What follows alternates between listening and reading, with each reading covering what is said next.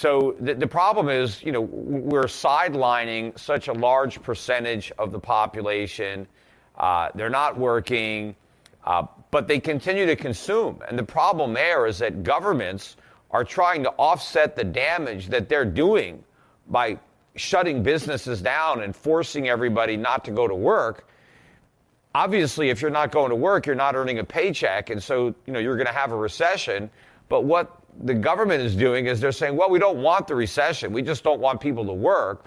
So let's print up a bunch of money and send it out to all these people who aren't working so they can keep on spending. Even though they don't have a paycheck, we'll give them a stimulus check, and now they can keep shopping, and so the economy will keep going. But, you can't consume if you don't produce. And if all you produce is paper money, then what you're going to get is inflation. And that's what we have. And you can see prices are going up rather substantially all around the world. And that is going to continue. In fact, it's going to accelerate as we continue to move down this disastrous policy path. It's certainly going to be very problematic for average people.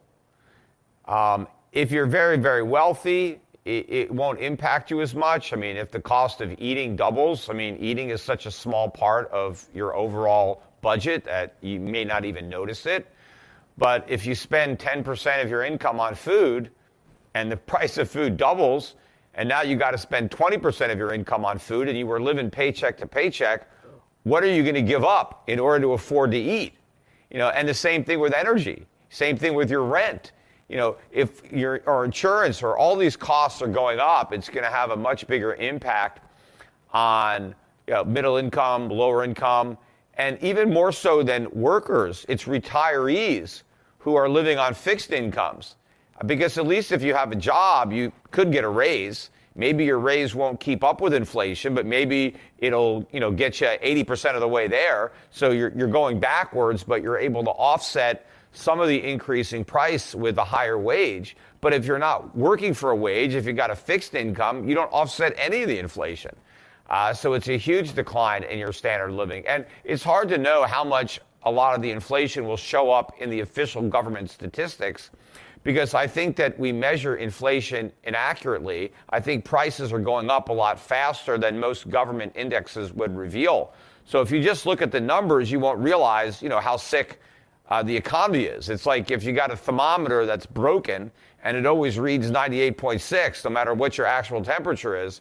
If you just look at that thermometer and just conclude that you're okay and ignore, the symptoms, you're sweating or, whatever, you're obviously got a fever, but you're looking at some broken thermometer and thinking that you're okay. You got to look at reality and not, what the government is telling you. And I think more people are going to experience this, and they're going to realize that despite what the politicians are assuring them, their situation is deteriorating. On a federal level, there hasn't been a big increase in taxation, but I think on local levels, state and local governments may have been.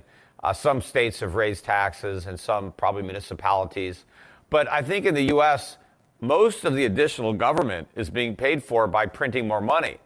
So instead of raising our taxes and taking our money, they're printing more money and taking our purchasing power. And so Americans are paying for the cost of government through a higher cost of living.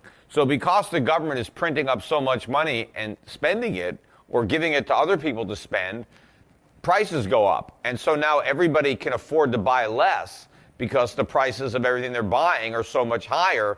And that represents a tax.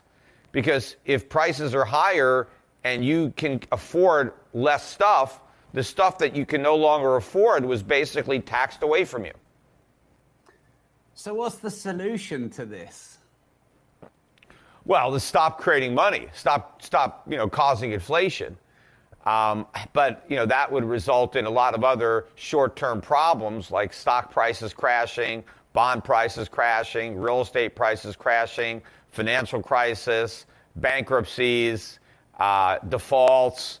A lot of really bad things are going to happen if the Fed stops creating inflation. But of course, even worse things are going to happen if they keep creating inflation. So there's really no easy way out of it. There's just a bad way and a worse way. And unfortunately, we're choosing the worst way. So I guess it reminds me of the sort of Austrian versus Keynesian thought process of economics. Minimum intervention would be Austrian, Keynesian would be more governmental intervention.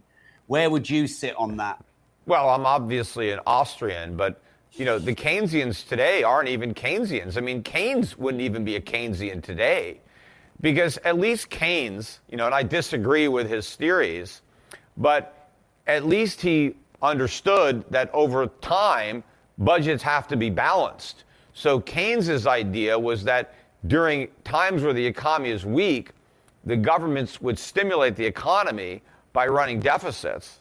And then when the economy recovered and was strong again, they would run surpluses to pay off the debts that were run up when the economy was weak.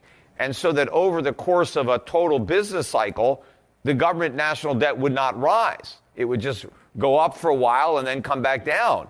But today, we run deficits during good times and then even bigger deficits during bad times. So there's never a surplus to pay off anything.